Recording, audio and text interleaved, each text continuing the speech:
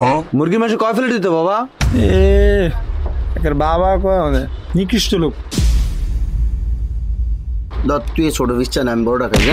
আমার বড়টা দে। আরে না, তুই ছোট আমি বড়টা খাই। তুই কোন দিবি? তুই বড়, আমি তোর বড় না। খা বেটা, এদের কিছু কয়েছে বড়টা লয়ে গেছে। আরে খাস না, মিলজুল করে খাস না, পোলাই দান করো বেটা। ভাই আর কিছু লাগবো?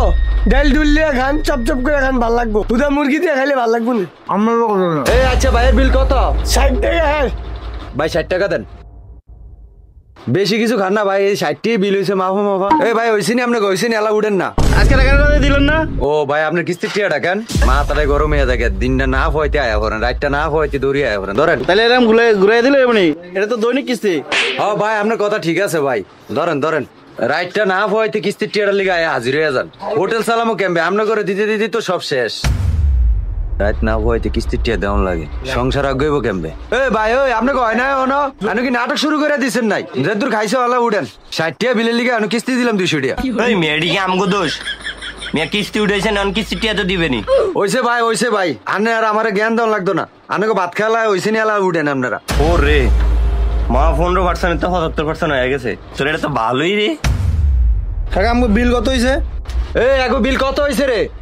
কাকা এখন 3টা ভাত আলু ভর্তা দিয়ে খাইছে 180, আর হলো 100 টাকা মুরগি 280 টাকা হয়েছে কাকা। ভাই 280 টাকা দেন। ডাইল মাইল ভাজি দিয়ে ভাত খেলাম, 280 টাকা বিল হইছে। আরে বিল তো কমই হয়েছে, আমরা তো আর মানুষের মতো রাতই করি না। 280 টাকা বিল কে বেশি হয়ে গেছে নাই? 250 টাকা আপ মাইসের খাবার না রেখে দিয়ে লেন। আরে তোর 280 টাকা দিবেন, আরে 150 টাকা 250 টাকা কি বিল দেন এটি? আরে ছোট লোকের মতন করতেছেন কা, দিয়ে দিবেন না? ভাই আপনারে জিগাইছি, আপনারা এত কথা 30 টাকা লাগে আপ করে। ও ভাই, আমার 100 টাকা বকশিস দিয়ে যান।